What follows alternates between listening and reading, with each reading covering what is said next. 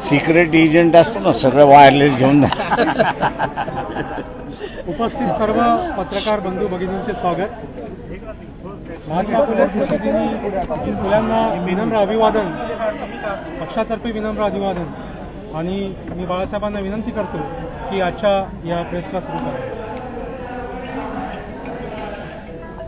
महात्मा फुलेंना आम्ही असणारी या ठिकाणी आपली सुमन वाहण्यासाठी या ठिकाणी जमलेलो आहोत. परंतु त्याच्याचबरोबर या ठिकाणी मौलाना हसन गो कादरी, त्याच्यानंतर कारी इद्रिस, त्याच्यानंतर मौलाना बिस्मिल्ला मुफ्ती अहमद, मौलाना हसन अन्सारी असे हे सगळे या ठिकाणी उपस्थित आहेत. एकंदरीत महात्मा फुलेंनी जो लढा सुरुवात केला त्या लढ्याची असणारी फळं आपल्याला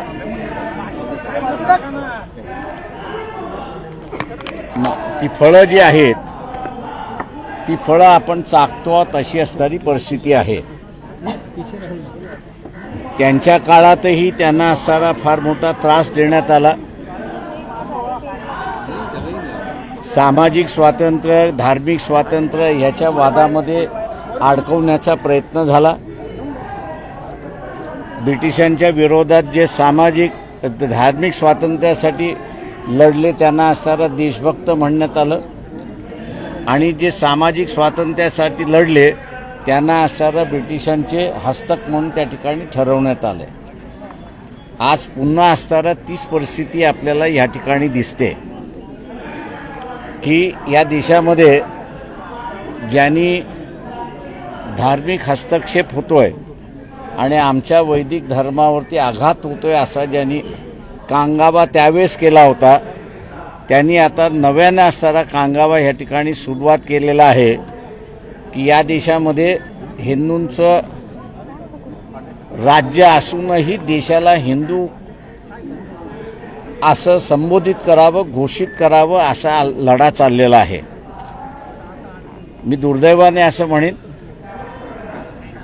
की या लढ्याचं असणारं गांभीर्य लोकांच्या समोर आलेलं नाही आणि आज पुन्हा आपल्याला असणारं दिसतंय की पुन्हा वैदिक परंपरा ह्या देशामध्ये सुरुवात व्हावी आणि करावी याच्यावरती संविधानावरती बदलणार अशी घोषणा आहे. RSSच्या वतीने कोणी बोलत नाही आहे, विश्व हिंदू परिषदेच्या वतीने कोणी बोलत नाही आहे, पण देवेंद्र फडणवीस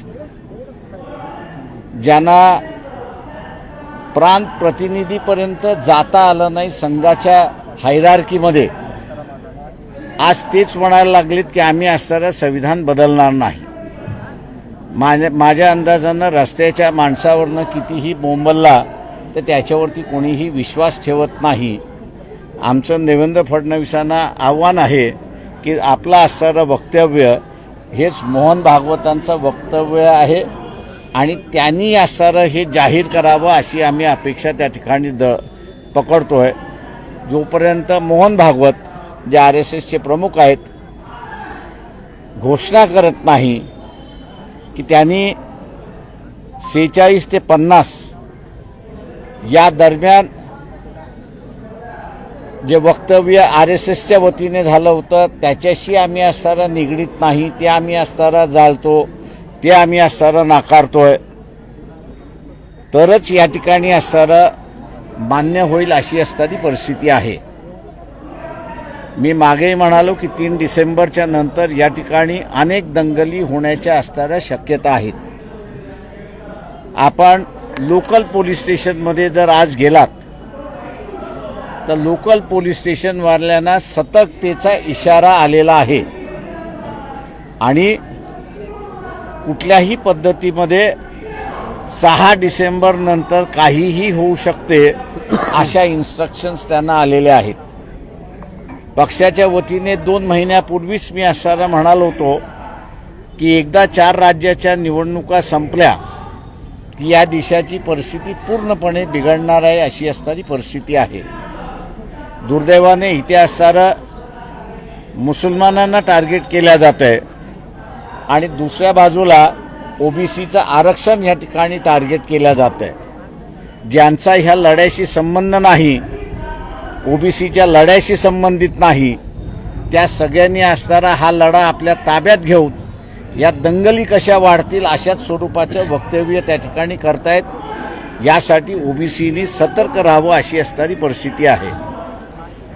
या अगोदरच मुस्लिम समाजाला माझा असणारा सल्ला होता, गेले 9 वर्ष आपण असणारा अत्याचार ह्या ठिकाणी सहन केलेला आहे.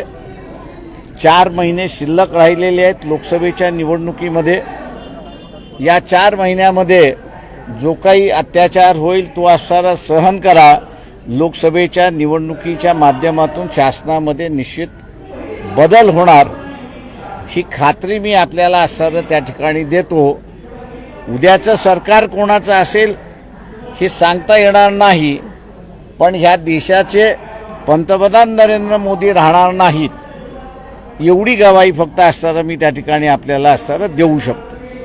दुसरं, आपल्याला एक सवय लागलेली आहे की कुठलाही प्रश्न हा धार्मिक चष्म्यातूनच बघावा अशी असणारी परिस्थिती आहे. गदाफीच्या विरोधात ज्यावेळेस जन आंदोलन लिबियामध्ये झालं त्यावेळेस बीजेपीचं सरकार होतं. लिबिया हे राष्ट्र आहे, तेव्हा गदाफी बरोबर राहायचं की लोकांसमोर राहायचं याच्यापेक्षा ते मुस्लिम राष्ट्र आहे, आपल्याला काय करायचं अशी असणारी परिस्थिती आहे. आजही आपल्याला असणारा फिलिस्तीनच्या प्रश्नावरती इस्रायल आणि फिलिस्तीनच्या लोकांमधला लढा सुरुवात झाला आहे, बॉम्बिंग सुरुवात झालेली आहे त्या सगळ्या ह्याच्यामध्ये.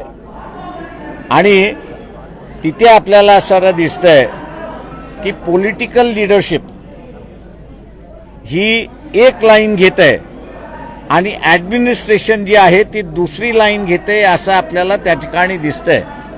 म्हणजे प्राईम मिनिस्टर हे इस्रायल बरोबर आहेत आणि फॉरेन मिनिस्ट्री आणि फॉरेन सेक्रेटरी हे पॅलेस्टाईनच्या लोकांबरोबर आहेत अशी असणारी परिस्थिती आहे. अशा ह्या ठिकाणी भारतावरती फार मोठा परिणाम होऊ शकतो.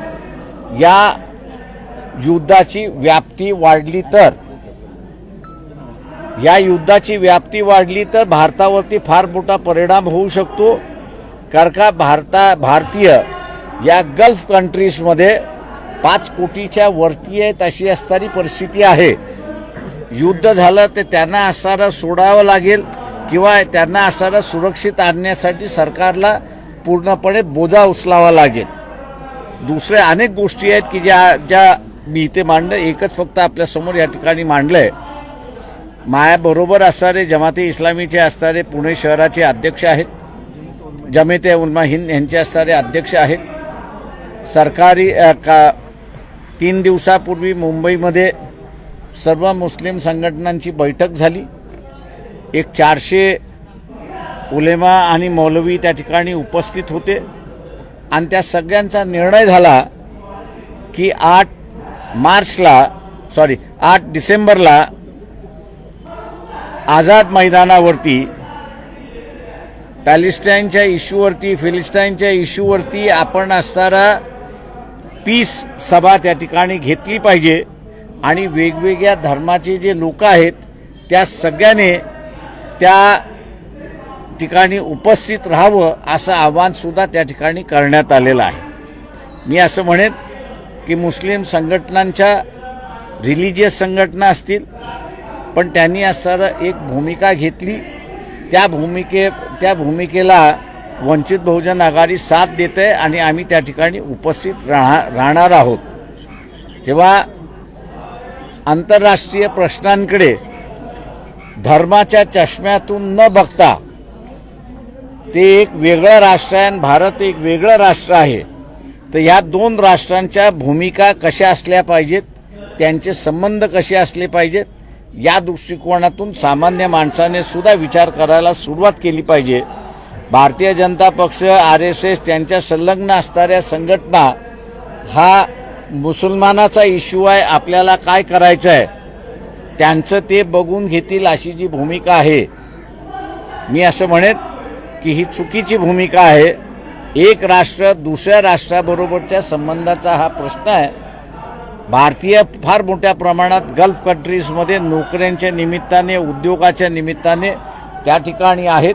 त्यांच्यावरती सुद्धा परिणाम होऊ शकतो आणि म्हणून वंचित बहुजन आघाडीने 8 डिसेंबरच्या पीस सभेला पाठिंबा दिलेला आहे आणि आम्ही अपेक्षा करतो की मुस्लिम समाज मोठ्या प्रमाणात त्या पीस सभेला उपस्थित राहील अशी परिस्थिती आहे. आपण आता विचारा. सर, आज टाइम्सला तुमची मुलाखत प्रसिद्ध झाली आहे. तुम्ही भुजबळांवरती ओबीसीच्या संदर्भात एक कमेंट केली आहे की भुजबळ हे मंडल कमिशनच्या शिफारशींच्या विरोधामध्ये होते. ते थोडंसं इलॅबरेट करा, कधी होते, कसे होते आणि की मला वाटतं तुम्ही जरा शोधून लिहिलं आणि जर हे केलं तर अधिक चांगलं आहे. मला जे बोलायचं होतं ते मी बोलून झालं माझं. त्याच्यामुळे आता ज्या डिटेल्स आहेत त्या डिटेल जरा पत्रकारांनी शोधावं, म्हणजे त्यांनाही जरा इनरिच होईल, त्यांनाही जरा तुमचंही नॉलेज इनरिच झालं पाहिजे असं मला वाटतं. ते इनरिच झाल्याशिवाय रिपोर्टिंग चांगलं होणार नाही अशी माझी स्वतःची समज आहे. नाही माझं म्हणणं असं आहे की आम्ही नॉलेज आपल्याला दिलेलं आहे, प्रिमायसेस आपल्याला दिलेले आहेत. त्या प्रिमायसेसवरती असणारी इमारत बिल्डिंग बांधायचं आता आपलं काम आहे, ते आपण करावं. रिपीट करा एकदा तुमची भूमिका, नेमकी मागणी काय होती, तुम्ही जे काय रिपीट करा. कुठली भुजबळांबद्दलची तुमची कमेंट माझी मांडायची मी ती असणाऱ्या जाहीर सभेमध्ये मांडले. त्याच्यामुळे तुमच्यासमोर मांडण्याची मला काही गरज वाटत नाही अशी परिस्थिती आहे. पण तुम्ही याच्यावरती ठामात की भुजबळांची भूमिका ही मंडल कमिशनच्या विरोधामध्ये होती. म्हणून मी म्हणते जरा इतिहास शोधा आणि काय इतिहास आहे तो जरा लोकांसमोर आणा. बरं, काल भुजबळांना जेव्हा आम्ही असं विचारलं की तुम्ही असं म्हटलात की त्यांची भूमिका मंडल कमिशनच्या विरोधात आहे, तर ते असं म्हटले की माझी तर प्रकाशबाईंबद्दल काही नाराजी नाही किंवा मी ते माझी त्यांच्याबद्दल नाराजी नाही ना. ते त्यांनी आम्हाला सहकार्य केलं. उलट त्यांना जेलमधनं काढणारा मीच आहे. जजला मी जर शिव्या घातल्या नसत्या तर आज छगन भुजबळ बाहेर नसते. त्याच्यामुळे असताना माझी नाराजी जर असती तर मी जजला शिव्या घातल्या नसत्या पब्लिकली. त्यांना सोडत नव्हते त्यावेळेस. त्यांचा बेल ड्यू होता, तो बेल ज्युडिशरी नाकारत होती. त्यावेळेस असताना उलटा वार मीच केला होता की ज्युडिशरी तर व्यवस्थित वागली नाही सुप्रीम कोर्टाच्या निर्णयानंतर तर जजवरती सुद्धा केस होऊ शकते हे त्यांनी लक्षात घ्यावं. आणि त्याच्या नेक्स्ट डेमध्ये छगन भुजबळाला सोडण्यात आलेलं आहे. पण त्यांनी कधी असताना माझे आभार मानले नाहीत. ओबीसी आरक्षणासंदर्भातली तुमची भूमिका आता नेमकी काय असणार आहे ते मी काल सभेमध्ये सांगितलेली आहे, तुम्ही पुन्हा ऐकून घ्या ती.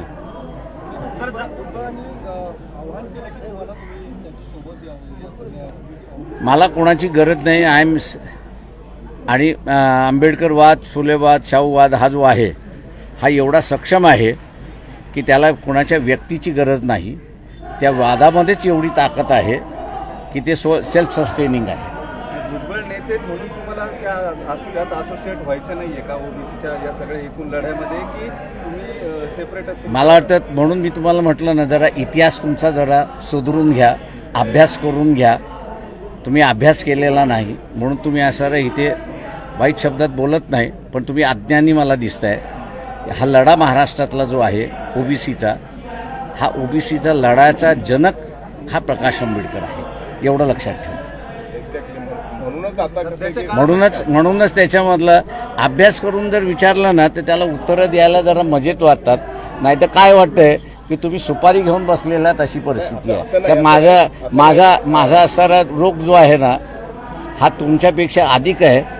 मी पूर्वी पत्रकार होतो आणि त्याच्यामुळे पत्रकारीतली काय प्रश्न कधी येतात, कशी येतात, हे जसं राजकारणातलं पक्षाचं उडतं तसं आहे, तसं आम्ही ओळखतो. त्याच्यामुळे माझं तुम्हाला सगळ्यांना सल्ला आहे. माफ करा, तुम्ही असणारा एक माझा सल्ला आहे तुम्हाला प्रश्नाचं, माझ्या असलेल्या प्रश्नाच्या इश्यूमध्ये तुम्हाला एक लक्षात घ्या की मी कॉमेंट करणार याचं कारण की सरळ जर तुम्ही प्रश्न विचारणार असाल तर सरळ उत्तर येणार आहे. तुम्ही कोणाची ब्रीफ घेऊन प्रश्न विचारणार असाल तर माझी उत्तरं तशीच असतात एवढं लक्षात घ्या. त्याच्यामुळे असणारं तुम्हाला रिपीट करायचं असेल, तुम्हाला सरळ रिपीट करायचं असेल, रिपीट करा. मला जे उत्तर रिपीट करायचे ते मी करणार की ब्रीफ घेणाऱ्याला उत्तर मी तसंच देत असतो. त्याच्यामुळे तुम्ही असणारा इतर नेते हे तुमच्यावरती अवलंबून आहेत. ऐकून घ्या, तुमच्या नेते तुम्ही इतर नेते मी अजिबात घेणार नाहीये. मी बिलकुल कधी घेत नसतो बोललेले शब्द, एवढं लक्षात घ्या. मी कुठेही काहीही बोललेलो जे असतं ते माझं विचारपूर्वक असतं, ठरलेलं असतं आणि मी कधीही मागे घेत नाही. त्याच्यामुळे पत्रकारांनी या गोष्टी मला विचारण्याच्या अगोदर लक्षात घ्या की तो बुमरँग आपल्यावरती होणार नाही याची लक्षता घ्यावी त्यांनी.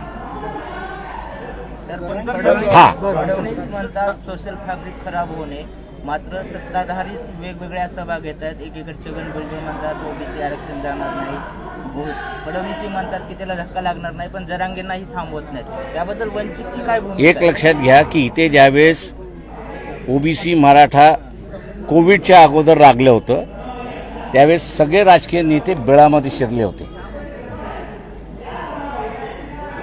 आणि सगळेच बिलामध्ये शिरले होते. दिल्लीवरनं मी जी प्रेस कॉन्फरन्स घेतली होती की मागणी करण्याचा अधिकार कोणालाही आहे, त्याच्यावरती कमेंट करण्याचा अधिकार सगळ्यांना आहे. त्याच्यामुळे ओबीसींच्या नेत्यांनी मागणी मान्य करणं न मान्य करणं हे त्यांच्या हातात नाही आहे. ही मागणी कायदेशीर आहे की नाही, घटनेशीर आहे की नाही, त्या काळच्या सरकारला घेण्याची गरज आहे. हे माझ्या वक्तव्यानंतर इथलं असणारं वातावरण शांत झालं, नाही तर दंगली त्याच वेळेस होत्या अशी असणारी परिस्थिती होती. आजही असणारं तेच मला दिसतंय की इथे दंगली कधीही आणि केव्हाही घडू शकतात. आणि म्हणून मी आपल्याला एक इन्फॉर्मेशन शेअर केली, ती म्हणजे की लोकल पोलीस स्टेशनला वॉर्निंग आलेली आहे की सतर्क राहा की तुमच्या एरियामध्ये कधीही दंगल होऊ शकते. पत्रकारी करतो आपण हे बरोबर आहे, पण त्याच्याबरोबर मी एक नागरिक आहे हेही लक्षात घ्या. तेव्हा माझी ही जबाबदारी आहे नुसतं आग लावायची नाही, तर ती शांत राहण्याची सुद्धा माझी एक जबाबदारी आहे. नुसता TRP बघून चालत नसतो, आणि ती नेत्यांची पण जबाबदारी असते. ती असते नेत्यांची, ती मी पार पडतोय. त्याच्यामुळे असताना मला शांतपणा शिकवण्याच्या भानगडीत पडू नका. चला असं ठीक आहे, चालेल. तुम्हाला शिकवण्याचे आम्ही मोठे नाही मग त्याच्यामुळे शांत राहता, नाही शिकवणे तर शांत राहा त्याच्यामध्ये.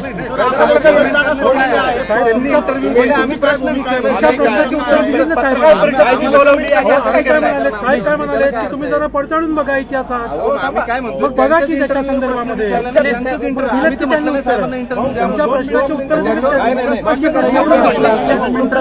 त्याच्यामध्ये असणारा दिलेलं स्पष्ट आहे. कळत नसेल तर मला सांगू नका. थँक्यू. साहेब, जरांगेने तुमचा सल्ला ऐकलाय, त्यांनी जे काही शब्द मागे घेतले ते म्हणले की तुमचा आदर करून, तुम्ही सांगितलेला आदर करून मी लायकी हा शब्द मागे घेतले. ते चांगलं आहे, स्वागत आहे. मी असं म्हणेन जरांगेचं मी असं स्वागत करतो की त्यांनी त्यांचा लढा एका दायऱ्यामध्ये ठेवून की मराठा समाजाला आरक्षण मिळालं पाहिजे, हा दायरा त्यांनी असणारा कायम केला. त्याच्याबद्दल मी आता त्यांचं स्वागत करतोय.